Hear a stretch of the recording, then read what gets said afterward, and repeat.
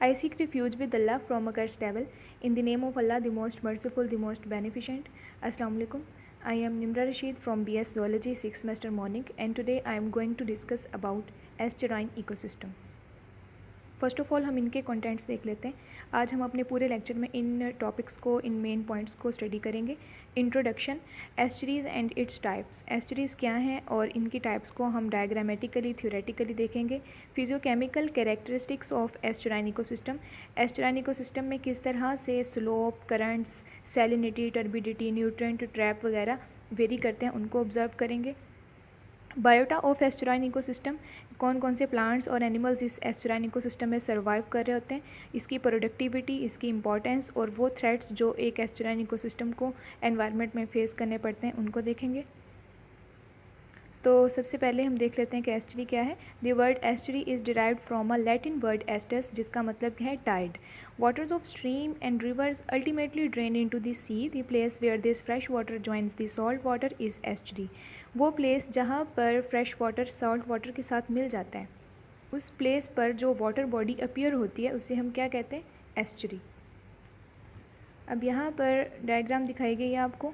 ये वाला पॉइंट जहाँ पर रिवर वाटर और सी वाटर आपस में मीट कर रहे हैं, तो वहाँ पर एस्चुरी की फॉर्मेशन होती है. ठीक है. An estuary is a semi enclosed area. एक सेमी इनक्लोज्ड एरिया इसे इसलिए बोलते हैं क्योंकि जब यहाँ पर इसका कनेक्शन होता है सी वाटर के साथ भी और रिवर वाटर के साथ भी, तो जो सी वाटर वाली साइड होती है वहाँ पर मोस्टली बैरियर बीचेस जो हैं या आइलैंड्स वगैरह अपीयर हो जाते हैं. तो ये एक सेमी इनक्लोज्ड एरिया बन जाता है. Where fresh water from rivers meet ocean water by the action of tides. Tidal actions के ज़रिए एस्चुरी फॉर्म होती है. जब रिवर वाटर और सी वाटर दोनों जो हैं वो टाइडल एक्शंस के ज़रिए आपस में मीट करते हैं, तो एस्चुरी की फॉर्मेशन होती है. इसीलिए इसके लिए जो वर्ड एस्टस है वो सूटेबल रहा. In estuaries, the salty ocean mixes with freshwater rivers, resulting in brackish water. जब देखें सॉल्ट वाटर और रिवर का फ्रेश वाटर, ये दोनों आपस में मिल जाते हैं तो एक वाटर बनता है. कौन सा? Brackish water. ब्रैकिश वाटर जो है इसे हम खारा पानी भी कह देते हैं.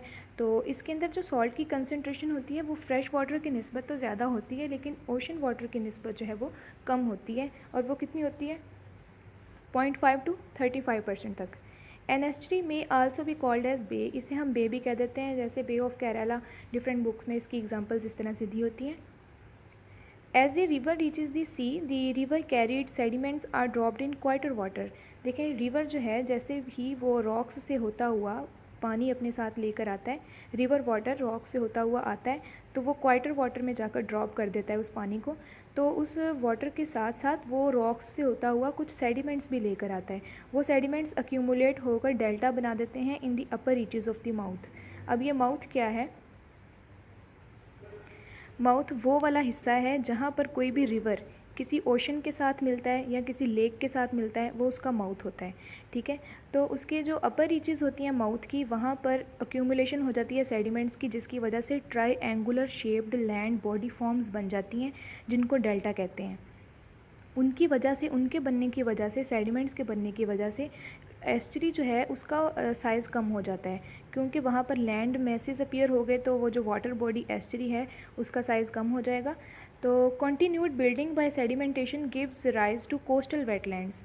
अब देखें, अगर हम ये बात करते हैं कि रिवर जो है जैसे ही वो लेकर आ रहा है, पानी लेकर आ रहा है, उसके साथ सेडिमेंट्स भी लेकर आ रहा है. रिवर वाटर अपने साथ क्या लेकर आ रहा है? सेडिमेंट्स लेकर आ रहा है. तो जैसे ही वो सेडिमेंट्स लेकर आता जाएगा, तो एक वक्त आएगा कि वहाँ पर मड फ्लैट्स बन जाएंगे, टाइडल फ्लैट्स बन जाएंगे. ये किस केस में बनेंगे?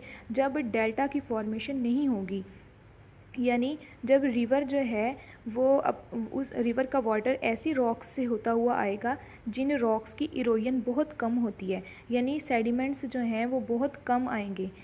तो कैसे? कि continued building by sedimentation. Sedimentation तो हो रही है, लेकिन कॉन्टीन्यूसली एंड स्लोली वाटर आ रहा है और अपने साथ कुछ सेडिमेंट्स लेकर आ रहा है.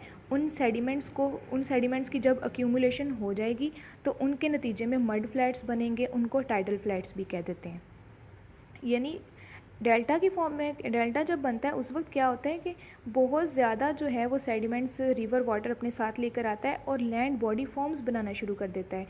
लेकिन जब हम बात करते हैं कि एक नॉर्मल एस्चुरी बनती है, यानी एस्चुरी का साइज़ बिल्कुल भी शॉर्ट नहीं होता, जब रिवर वाटर सी वाटर आपस में मिल जाते हैं, अक्यूमुलेशन नहीं होती बहुत ज़्यादा सेडिमेंट्स की, तो उस वक्त क्या होता है कि वहाँ पर कॉन्टीन्यूसली सेडिमेंट्स के आने से, लेकिन थोड़े सेडिमेंट्स आने से मड फ्लैट्स अपीयर होते हैं, टाइडल फ्लैट्स बन जाते हैं। ठीक है, mud flats are common features of estuarine basins. अब बेसिन्स क्या हैं? बेसिन्स असल में एक लार्जर और डीपर एरिया होता है लैंड का, जहाँ पर पानी इकट्ठा हो जाता है। तो एस्चुराइन बेसिन्स वो एरिया जहाँ पर एक एस्चुरी मौजूद है, उसके अंदर कुछ मड फ्लैट्स बन जाते हैं। किसकी वजह से? सेडिमेंटेशन की वजह से। दिस कंपोज्ड ऑफ, या ये किस चीज़ के बने होते हैं? लूज सैंड होती है, सिल्ट होती है, और ये क्या करते हैं? ये ओरिजिनल चैनल ऑफ एस्टरी को ब्रेड भी कर देते हैं और उसको डिवाइड भी कर देते हैं। यानी जो एक कॉन्टीन्यूअस एक्सटेंट ऑफ वाटर थी, उसके अंदर डिवीजन्स क्रिएट कर देते हैं, सिल्ट की और सैंड की। ठीक है, और ब्रेड कर देते हैं, यानी वहाँ पर जो सिल्ट और सैंड की वजह से मड फ्लैट्स बने हैं, वो थोड़ा सा उनका लेवल जो वाटर होता है एस्चुरी का, उसकी निस्बत थोड़ा सा हाई होता है। इसलिए हम कहते हैं कि ओरिजिनल चैनल जो था एस्चुरी का, ओरिजिनल पाथवे जो था एस्चुरी का, उसके अंदर थोड़ी सी ब्रेडिंग आ गई, थोड़ी सी उसकी हाइट रेज हो गई उन मड फ्लैट्स की वजह से। एट द सेम टाइम यहाँ पर देखें, हमने सारा यहाँ पर ये पढ़ा कि रिवर जो है वो सेडिमेंट्स लेकर आ रहा है। फिर कहता है इसके साथ साथ ओशन भी यही काम करता है, वो भी अपनी जो कोस्ट लाइन्स हैं उनसे डिपॉजिट्स करवा लेता है, मटेरियल को लेकर आता है, एस्चुरी की तरफ लेकर आता है और वहाँ पर माउथ को शॉर्टन कर देता है। बिल्कुल वैसे जैसे यहाँ पर अपर रीचेज ऑफ माउथ में डेल्टा की फॉर्मेशन हुई थी और इसकी वजह से एस्चुरी शॉर्टन हुई थी, बिल्कुल वैसे यहाँ पर भी यही हुआ कि सेडिमेंट्स आने की वजह से माउथ भी शॉर्टन हो गया और एस्चुरी भी शॉर्टन हो गई। If more material is deposited then is carried और washed away, then barrier beaches, islands and brackish lagoons appear. देखिए जैसे जैसे मटेरियल जो है वो डिपॉजिट होता जाएगा, तो वहाँ पर क्या होगा? बैरियर बीचेस बनना शुरू हो जाएंगे, ये लैंड्स बनना शुरू हो जाएंगी, आइलैंड्स बनना शुरू हो जाएंगे, लगून्स वगैरह बनना शुरू हो जाएंगे। ठीक है, सेडिमेंट्स की वजह से। अब देखें यहाँ पर आपको समझ लग जाएगी, जो हमने पीछे थियोरेटिकली पढ़ा उसको हम डायग्रामेटिकली यहाँ पर देखने लगे। देखें ये रिवर जो है ये रॉक्स से होता हुआ आ रहा है। अब ये ऐसी रॉक्स के ऊपर से होता हुआ आ रहा है जिनकी इरोजन बहुत जल्दी हो जाती है। इरोजन होने की वजह से वो अपने साथ काफ़ी ज़्यादा सेडिमेंट्स लेकर आ रहा है। जब वो सेडिमेंट्स यहाँ पर एक्यूमुलेट हो रहे हैं तो वो ट्राईएंगुलर शेप्ड बॉडी फॉर्म्स बना रहे हैं, जिन्हें हम क्या कहते हैं? डेल्टा। इधर देखें तो यहाँ पर रिवर जो है वो वाटर अपने साथ, वो रिवर वाटर आ रहा है अपने साथ, सेडिमेंट्स तो लेकर आ रहा है लेकिन बहुत कम, और एस्चुरी की फॉर्मेशन हो रही है यहाँ पर। रिवर वाटर ओशन वाटर के साथ मिल रहा है, यहाँ पर भी एस्चुरी बनी है, रिवर वाटर ओशन वाटर के साथ मिला है, ये एस्चुरी ही है। लेकिन यहाँ पर एस्चुरी को यहाँ किसने कवर कर लिया? डेल्टा ने। तो डेल्टा की वजह से एस्चुरी जो है उसका साइज़ बहुत कम हो गया। लेकिन यहाँ पर देखें, यहाँ पर ये सारी एस्चुरी ही है, क्योंकि यहाँ पर रिवर वाटर ओशन वाटर के साथ मिला और सेडिमेंट्स बहुत कम थे, जिसकी वजह से यहाँ पर कोई भी लैंड बॉडी फॉर्म, कोई अक्यूमुलेशन नहीं हो सकी। अब ऐसा क्यों हुआ? अब यहाँ पर रिवर जो है वो ऐसी रॉक्स से होता आ रहा है जिनकी इरोजन बहुत कम होती है, उनको इग्नियस रॉक्स बोलते हैं। ठीक है, अब ये देखें मड फ्लैट्स आपको नज़र आ रहे हैं यहाँ पर। ये वाले मड फ्लैट्स जो हैं इन्होंने इस कॉन्टीन्यूस एक्सटेंट ऑफ वाटर को डिवाइड भी कर दिया और इनका लेवल देखें थोड़ा हाई है इस वाटर की निस्बत, तो इन्होंने इसकी ब्रेडिंग भी कर दी। ओके, अब बैरियर बीचेस देखें, यहाँ पर ये आपको नज़र आ रहे हैं बैरियर बीचेस, ये भी सेडिमेंटेशन की वजह से यहाँ पर बने हैं। उसके बाद हम देख लेते हैं यहाँ आगे लेगून्स हैं। देखें लेगून एक वाटर बॉडी है, स्मॉलर वाटर बॉडी है जो कि लार्जर वाटर बॉडी से सेपरेट हुई है इन रॉक्स के ज़रिए से। ये रॉक्स भी कैसे बनी है? ये भी सेडिमेंटेशन के रिजल्ट में बनी है। उसके बाद हम देखते हैं इसकी टाइप्स। एस्चुरीज़ की 4 टाइप्स हैं, किस बेस पर? जिस बेस पर ये बनी है। अब हम देखते हैं, यहाँ पर आपको क्लोज करके मैं दिखा रही हूँ। यहाँ पर ये एक एस्चुरी है जो कि रिवर वाटर और ओशन वाटर के मिलने के नतीजे में बनी। अब जैसे ही ये बन गई तो फिर टाइम बाय टाइम ये हुआ कि यहाँ पर कुछ सैंड स्पिट्स नज़र आना शुरू हुई, सैंड स्पिट्स बाहर को निकली और यहाँ पर हमने और क्या क्या हो सकता है? डेल्टा भी हो सकता है, सैंड बार भी हो सकती है, आइलैंड भी हो सकता है। यानी हम ये पढ़ सकते हैं कि हम कहते हैं there are 164 bar built estuaries, these form when a bay is protected from the ocean by a sand bar, delta और आइलैंड। ये एक एस्चुरी है जो कि ओशन से प्रोटेक्टेड हुई है, किसके ज़रिए से? सैंड स्पिट के ज़रिए, सैंड बार के ज़रिए, डेल्टा के ज़रिए या आइलैंड के ज़रिए। इसका जो ओशन के साथ पहले कनेक्शन था वैसा कनेक्शन नहीं रहा। इसकी एग्जांपल क्या है? Eastern seaboard and the gulf coast of the North America are the examples of bar built estuaries. ठीक हो गया। अच्छा, ये इसका टॉप व्यू भी देख लें, ये इसका टॉप व्यू है और ये इसका प्रोफाइल व्यू है। टॉप व्यू क्या है कि हम ऊपर से देख रहे हैं, प्रोफाइल व्यू है उसकी सतह से हम उसे देख रहे हैं। कोस्टल प्लेन एस्चुरीज़ क्या हैं?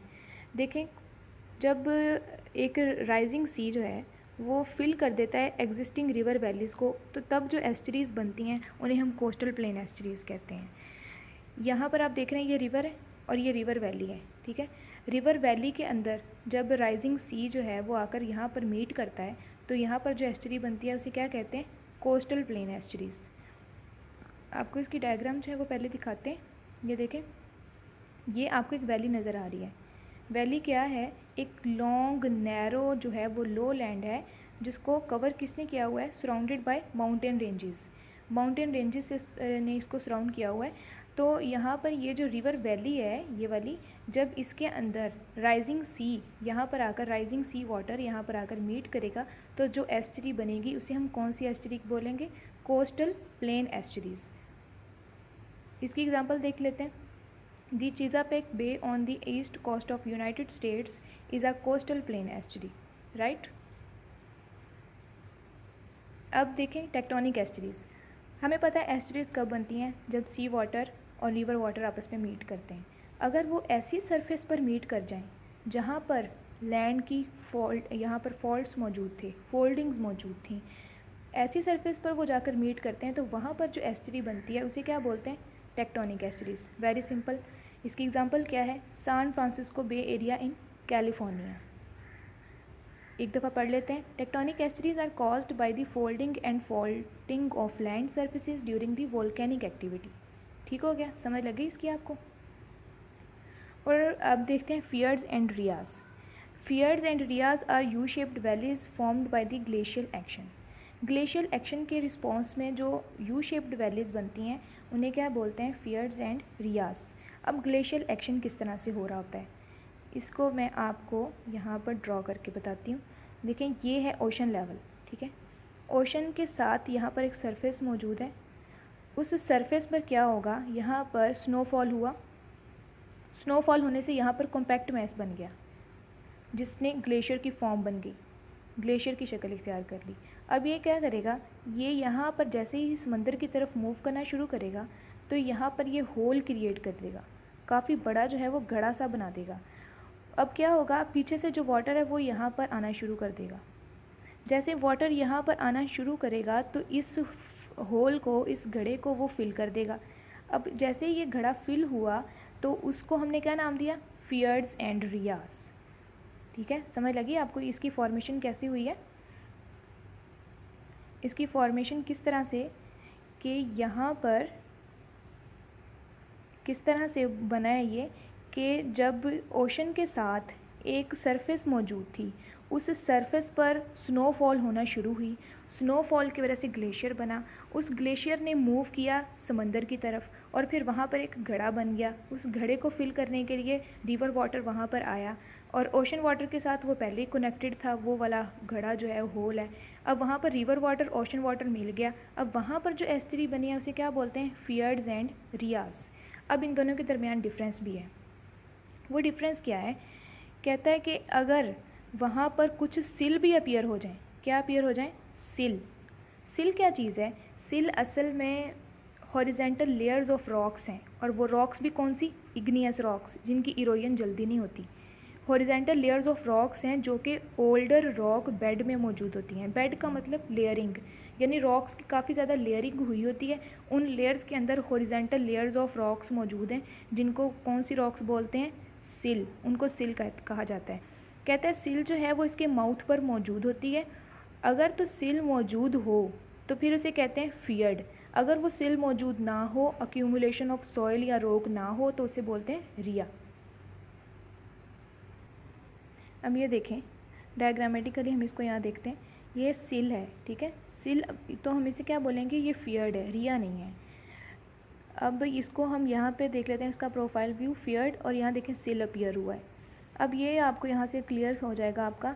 हमने कहा था कि ये वो वाली सरफेस है, ये वो वाली जगह है जहाँ पर एक ग्लेशियर बना था, ठीक है। जैसे ग्लेशियर ने यहाँ पर मूव किया, समंदर की तरफ मूव किया, तो पीछे से जो है वो वाटर यहाँ पर एंटर होना शुरू हुआ। जैसे ही वाटर यहाँ पर एंटर हो गया, रिवर वाटर यहाँ पर ओशन वाटर के साथ ये ऑलरेडी कनेक्टेड है, तो यहाँ पर जो एस्चुरी अपीयर हुई उसे हम फियर्ड कहते हैं। और यहाँ पर आपको इसका प्रोफाइल व्यू भी नज़र आ गया है, ठीक है। और सिल और फियर्ड और रिया में भी आपको डिफरेंस पता लग गया। हम इसके अब फिजियोकेमिकल कैरेक्टरिस्टिक्स को डिस्कस करने जा रहे हैं। सबसे पहले हम देख लेते हैं स्लोप। कहता है एस्चुरीज जो है उनका स्टीप स्लोप भी हो सकता है, ग्रेजुअल स्लोप भी हो सकता है। अगर तो स्टीप स्लोप है यानी बहुत ज़्यादा ओब्लीक सरफेस मौजूद है, तो उसकी वजह से क्या होगा, वाटर की मूवमेंट जो है वो बहुत ज़्यादा फास्ट होगी। जब वाटर फास्टली मूव करेगा तो वो सैंड और मड को अपने साथ कम लेकर जाएगा, तेज़ी से मूव कर जाएगा, तो वहाँ पर लाइफ पुअर हो जाएगी। यानी सैंड और मड जो है वो कम होंगे, तो मड फ्लैट्स जो हैं, टाइडल फ्लैट्स जो हैं, उनके बनने के चांसेस भी कम होंगे। और आपको पता है कि मड फ्लैट्स जो हैं वो एक ऐसी सरफेस है जहाँ पर हमने क्या कहा था कि यहाँ पर कुछ ऑर्गेनिज़म्स सर्वाइव भी करते हैं, कुछ ऑर्गेनिज़म्स के रहने की जगह है ये, जैसा कि जो क्लैम्स हैं और स्नेल्स वगैरह हैं, इनके अलावा जो वाटर बर्ड्स हैं, शोर बर्ड्स हैं, ये यहाँ पर रह रहे होते हैं मड फ्लैट्स के ऊपर। तो जब ये मड फ्लैट्स नहीं बन पाएंगे तो वहाँ पर जो है वो लाइफ ऑलरेडी अल्टीमेटली क्या होगी, पुअर ही होगी। However if the slope of an estuary is gradual, अगर ग्रेजुअल है तो फ्लो ऑफ वाटर बहुत स्लो होगा, तो ज़्यादा से ज़्यादा जो है वो मड फ्लैट्स बनेंगे, क्योंकि बहुत ज़्यादा जो सैंड है और मड है वो साथ आएगी पानी के, और मड फ्लैट्स की फॉर्मेशन हो जाएगी और लाइफ जो होगी वो फेयरली गुड होगी। At the mouth of the river, mouth of the river मैंने आपको पहले ही बता दिया क्या होता है। अब हम आगे चलते हैं currents. The currents in estuaries are governed by 3 important factors, namely nature of oceanic tides, stream flow and wind. ये तीनों फैक्टर्स अफेक्ट करते हैं कि एक जो एस्चुरीज़ का वाटर है उसके अंदर कितनी मूवमेंट है। The rate of flow of water varies with seasons के साथ साथ चेंज हो जाती है। जैसे रेनी सीजन्स में पानी की कंसनट्रेशन जो अमाउंट है वो बहुत ज़्यादा होती है, जिसकी वजह से उतनी उसके अंदर मूवमेंट भी होती है, और ड्यूरिंग समर ये बहुत कम पानी हो जाता है, तो उसकी वजह से उसकी मूवमेंट भी स्लो हो जाती है, रेट ऑफ फ्लो भी कम हो जाता है। The interaction of above mentioned 3 forces serve to create a restless and complex system of water movements। कहता है ये जो इंटरेक्शन है इनकी आपस में, नेचर ऑफ ओशियनिक टाइड्स के, ओशियनिक टाइड्स कितनी पावर के साथ आ रहे हैं, स्ट्रीम फ्लो कितना है, और विंड कितनी, उसका विंड प्रेशर कितना है, ये सारे फैक्टर्स जो हैं ये मिलकर डिसाइड करते हैं कि एस्चुरीज़ के वाटर में कितनी मूवमेंट होगी। कहता है अगर टाइडल वेव्स, रिवर फॉल्स जो हैं, अगर ये बढ़ जाते हैं, टाइडल वेव्स भी बढ़ जाती हैं, रिवर फॉल्स बढ़ जाता है, तो ये इंक्रीज़ कर देते हैं किसके रेट को, सर्कुलेशन ऑफ न्यूट्रिएंट्स को भी बढ़ा देते हैं और फैसिलिटेट करते हैं रिमूवल ऑफ वेस्ट प्रोडक्ट्स। देखें वाटर जितना तेज़ी से मूव करेगा, जितना अच्छी तरीके से उसकी मूवमेंट जितनी पावरफुल होगी, उतनी ही सर्कुलेशन ऑफ न्यूट्रिएंट्स भी ज़्यादा होगी। न्यूट्रिएंट्स पूरे जो एनवायरनमेंट के अंदर सर्कुलेट भी कर पाएंगे, और जहाँ जहाँ पर वेस्ट प्रोडक्ट्स मौजूद हैं उनको रिमूव करवाना भी बहुत आसान हो जाएगा। अच्छा, ये डायग्राम भी देखने ज़रा।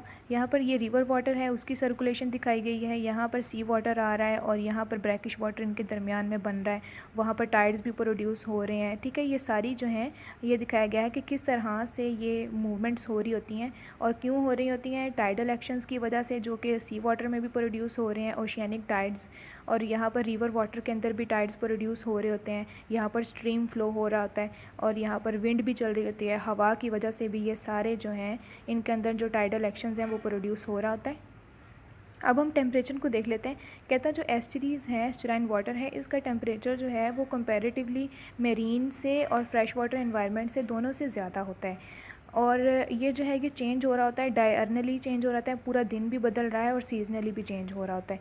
इसका जो हीट कंटेंट ऑफ वाटर है वो किस वजह से है, सोलर रेडिएशंस। एक बात आपने याद रखनी है कि जो ये एस्चुरीज़ हैं ये शैलो होती हैं, कम गहरी होती हैं, जिसकी वजह से इनका एनवायरनमेंट के साथ जो कनेक्शन है वो ज़्यादा होता है। यहाँ पर ऑक्सीजन भी ज़्यादा होती है इस वाटर के अंदर, डिज़ोल्व ऑक्सीजन, और यहाँ पर जो सोलर रेडिएशंस हैं वो भी डायरेक्टली यहाँ पर आ रही होती हैं, जिसकी वजह से इसका टेम्परेचर जो है वो बढ़ जाता है। कहता है इसका जो टेम्परेचर है एस्चुरी का वो डिपेंडेंट होता है किस पर, इनफ्लोइंग रिवर वाटर पर भी और tidal flow from the sea water पर भी। सी वाटर और रिवर वाटर दोनों का जो टेम्परेचर है उस पर वो डिपेंड करता है कि इन दोनों का टेम्परेचर कितना कितना है, और फिर इसका टेम्परेचर, इन दोनों के टेम्परेचर को जानने के बाद हम इसके टेम्परेचर का एस्टिमेट लगाते हैं। यानी जब रिवर वाटर का टेम्परेचर और सी वाटर का टेम्परेचर मिल जाता है तो कंबाइंड फॉर्म हमारे पास टेम्परेचर की आ जाती है, तो कलेक्टिवली फिर हम इसका जो टेम्परेचर है वो कैलकुलेट करते हैं। Another factor which affects the temperature is flooding of marshes and mud flats. अब ये जो फ्लडिंग मार्शेस और मड फ्लैट्स हैं, जब ये फ्लड कर जाते हैं, उस जगह से एस्चुरीज़ में से रिमूव हो जाते हैं, बह जाते हैं, तो इनका अपना एक ख़ास टेम्परेचर हुआ करता था. इनका टेम्परेचर और एस्चुराइन वाटर का टेम्परेचर मिलकर एस्चुरीज़ का टेम्परेचर मेंटेन कर रहे थे. लेकिन जब वहाँ से उसका एक पार्ट ही रिमूव हो जाए तो आप खुद देखें कि वहाँ पर टेम्परेचर अल्टीमेटली अफेक्ट ज़रूर होगा. The salinity is exceeding variable during the day and night at any given location. At low tide, most of the water passing through the estuary is fresh water. जब low tide होता है तो उस वक्त mostly जो एस्टरी के अंदर पानी मौजूद है वो कौन सा है, वो फ्रेश वाटर है. तो ज़ाहिर सी बात है फ्रेश वाटर जो है उसका सॉल्ट कंसनट्रेशन उसमें कम होती है तो सैलिनिटी कोरेस्पॉन्डिंगली लो होगी. जब हाई टाइड्स होते हैं तब एस्टरी के अंदर जो वाटर होता है वो ओशन वाटर होता है, सॉल्ट वाटर होता है. उस वक्त उसकी कोरेस्पॉन्डिंगली उसकी जो सैलिनिटी है वो हाई होगी ओशन वाटर की वजह से. कहता है salinity of estuaries remains highest during summer में और during the periods of drought में इसकी जो सैलिनिटी है वो हाई रहती है. क्यों? क्योंकि फ्रेश वाटर जो है वो कम हुआ होता है ड्रॉट में और समर में. तो फ्रेश वाटर कम होने की वजह से वो एस्टरी में नहीं आ पाता. तो जब वो एस्टरी में नहीं आएगा तो उसके अंदर सॉल्ट कंसनट्रेशन जो है वो कम हो जाएगी, सैलिनिटी उसकी कम हो जाएगी क्योंकि फ्रेश वाटर की सॉल्ट कंसनट्रेशन कम होती है. दूसरी तरफ ये देखें, कहता है जो विंटर है और स्प्रिंग है इसमें जो है वो लोएस्ट होता है. क्या? It is lowest during winter and spring when the river discharge is high. लेकिन अगर हम रिवर डिस्चार्ज देखें कि जब बारिशों का मौसम होता है या जब विंटर है, स्प्रिंग का सीज़न चल रहा है, उस वक्त रिवर जो है वो भरे हुए होते हैं. तो उनका डिस्चार्ज हाई होने की वजह से फ्रेश वाटर जो है वो एस्टरीज़ में ज़्यादा होगा. फ्रेश वाटर ज़्यादा होगा तो हमें पता है कि salt water concentration fresh water की कम होती है, तो वहाँ पर अल्टीमेटली सैलिनिटी जो है वो भी कम हो जाएगी. Thus, no stenohaline organisms could hope to survive in estuaries. Stenohaline organisms कौन से होते हैं जो इस टॉलरेट नहीं कर सकते, वाइड फ्लक्चुएशंस इन सैलिनिटी को टॉलरेट नहीं कर सकते. तो कहता है वो इन एस्टरीज़ में सर्वाइव भी नहीं कर सकते. इसकी एग्जांपल्स में गोल्ड फिश और हेडोक फिश वगैरह आ जाती हैं. टर्बिडिटी, इसको देख लेते हैं अब हम. कहता है another characteristic feature of estuary is turbidity of water. Water की टर्बिडिटी किस तरह से प्रोड्यूस होती है जब उसके अंदर लार्ज वॉल्यूम ऑफ सिल्ट आ जाते हैं. और वो सिल्ट किस तरह से आते हैं? Carried by the down the river usually and maximum silt deposition into the एस्टरी.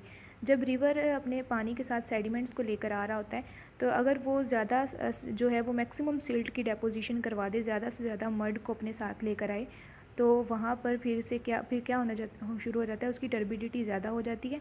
और ये मोस्टली कब होता है? ड्यूरिंग विंटर के दौरान ही ऐसा क्यों होता है? क्योंकि जो वाटर है उसकी काइनेटिक एनर्जी जो है वो लो हुई होती है, वाटर स्लोली मूव कर रहा होता है. जब वाटर स्लोली मूव करेगा तो वो रॉक्स के साथ ज़्यादा टाइम स्पेंड करेगा और उनकी जो सेडिमेंट्स हैं उनको अपने साथ बहा कर ले जाएगा. This has an adverse effect. ये किस पर इफेक्ट हो रहा है? फिल्टर फीडर्स पर बहुत इफेक्ट हो रहा है. फिल्टर फीडर्स को बहुत ज़्यादा सेडिमेंट्स का सामना करना पड़ता है और फिर वो अपनी जो है डाइट है, जो अपनी फीड है, उसको सही तरीके से नहीं ले पाते. कहता है पेनिट्रेशन ऑफ लाइट जो है वो भी कम हो जाती है. जब टर्बिडिटी बढ़ जाती है तो पेनिट्रेशन लाइट कम हो जाती है, तो फोटोसिंथेटिक ऑर्गेनिजम्स भी अफेक्ट होते हैं. लेकिन जो डेट्राइटस फीडर्स हैं वो क्या करते हैं? अब देखें वहाँ पर इनऑर्गेनिक मटेरियल और ऑर्गेनिक मटेरियल जो है वो बढ़ जाता है, रिच हो जाता है तो सिल्ट के अंदर. तो इन जो डेट्राइटस फीडर्स हैं, कहता है उनके लिए जो फ्लरिश करना है एस्टरीज़ में वो फिर ज़्यादा उनको ये एनवायरनमेंट उनको फैसिलिटेट करता है. Nutrient trap. Nutrients have a high ये estuaries have a high productivity. High productivity क्यों होती है? क्योंकि ये तो शैलो होती हैं और इनका जो वाटर है वो टर्बुलेंट होता है, वॉयलेंटली मूव करता है. तो यहाँ पर जो सनलाइट है वो डायरेक्टली आ रही होती है. डायरेक्टली आने की वजह से यहाँ पर फोटोसिंथेसिस भी हो रही होती है, न्यूट्रिएंट्स प्रोड्यूस हो रहे होते हैं. और दूसरी तरफ ये कि tidal action acts to accumulate the nutrients and energy materials that wash in from upstream और that enter from the nutrient rich bottom waters of the sea से भी आ रहे हैं और अपस्ट्रीम जो रिवर वाली साइड है उससे भी आ रहे हैं. यानी रिवर साइड से और सी साइड से, दोनों साइड से इसके अंदर न्यूट्रिएंट्स ऐड हो रहे होते हैं, इसलिए इसका न्यूट्रिएंट ट्रैप जो है वो भी बढ़ जाता है.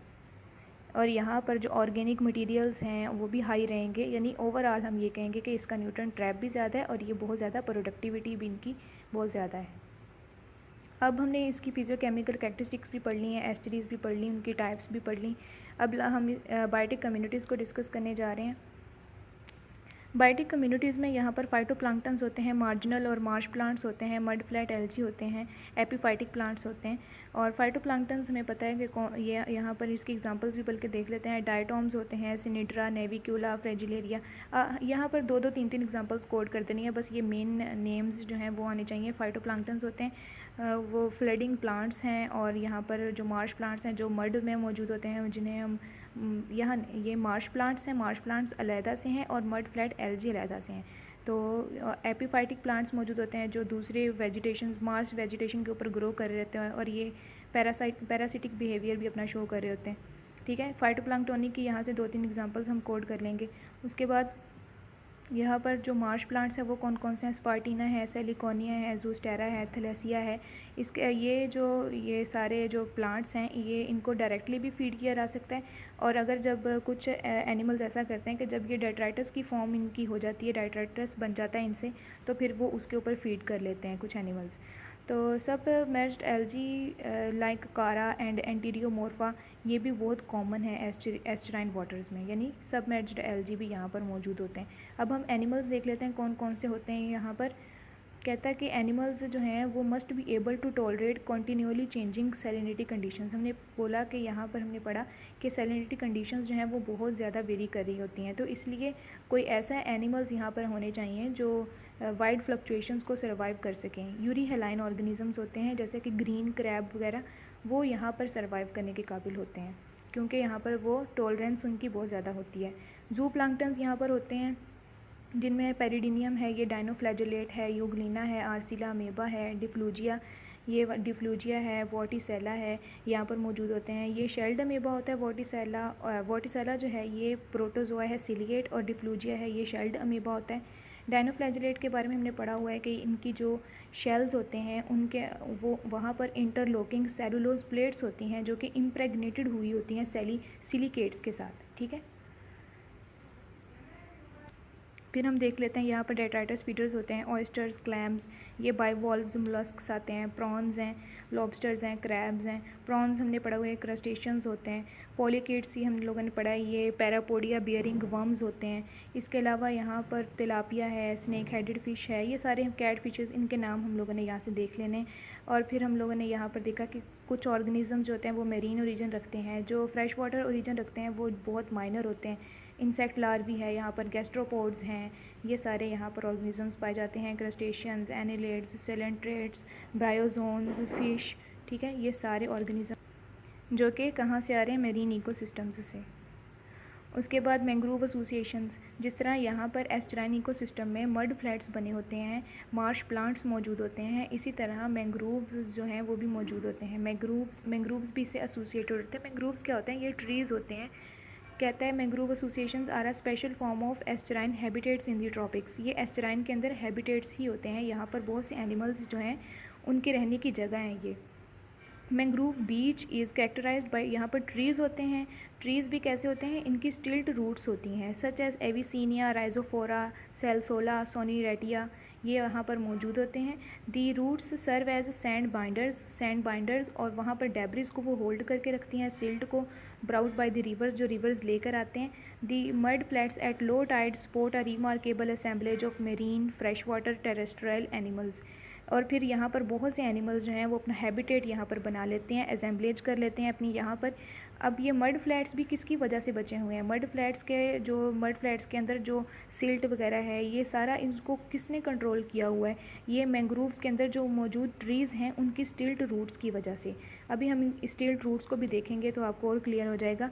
यहाँ पर कौन कौन से यहाँ पर क्रैब्स मौजूद होते हैं, वो अपने अंदर अडेप्टेशंस कर लेते हैं। फिडलर क्रैब्स हैं, यूसीए ये इसका जीनस है। फिडलर क्रैब जो है एक जीनस बनाता है जिसे यूसीए कहते हैं।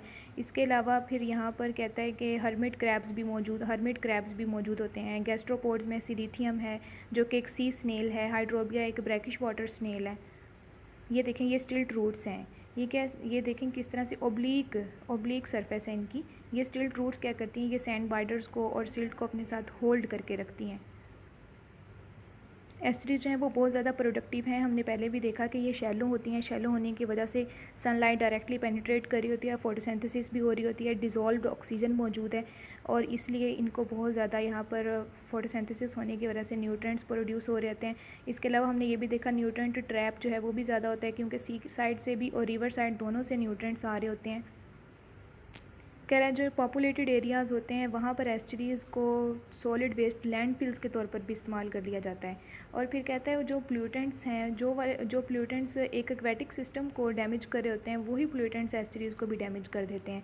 सेवेज हो गया, इंडस्ट्रियल वेस्ट हो गए, एग्रीकल्चर रन ऑफ वगैरह। अब इसकी इंपॉर्टेंस क्या है कि एस्चुरीज़ जो हैं ये फिल्टर कर देती हैं सेडिमेंट्स को, प्लूटेंट्स को वाटर से, और फिर वो वाटर जो है वो ओशन को प्रोवाइड कर दिया जाता है। ओशन में फिर जो मेरीन ऑर्गेनिजम्स मौजूद हैं वो भी, उनके लिए भी ये इफ़ेक्टिव होता है और पीपल के यूजेज के लिए भी इफ़ेक्टिव होता है।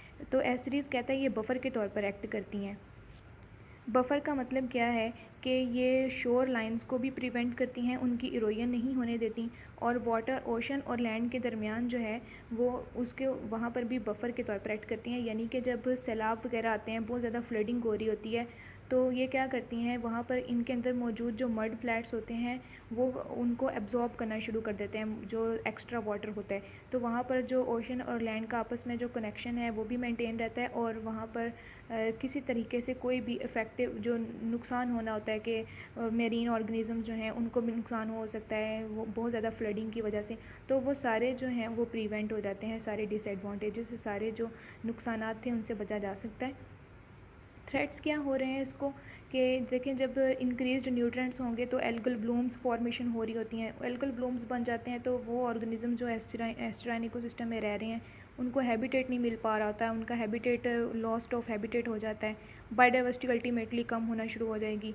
यहाँ पर कुछ कंटेमिनेंट्स शामिल होना शुरू हो गए हैं, प्लूटेंट्स शामिल होना शुरू हो गए हैं, और जब एक्सेलरेटेड रेट्स ऑफ सेडिमेंटेशन हो जाती है, यानी जब रिवर वाटर बहुत ज़्यादा सेडिमेंट्स अपने साथ लेकर आता है, तो डेल्टा फॉर्मेशन ज़्यादा और एस्चुरी फॉर्मेशन कम हो जाती है।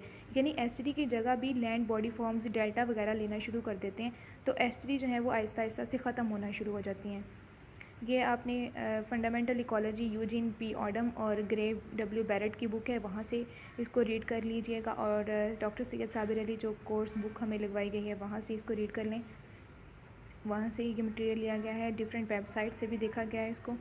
और एनी क्वेश्चन यू हैव, अगर आपको किसी भी टॉपिक में किसी भी में कोई कन्फ्यूजन है, you can ask me questions. And thank you. अल्लाह हाफिज़।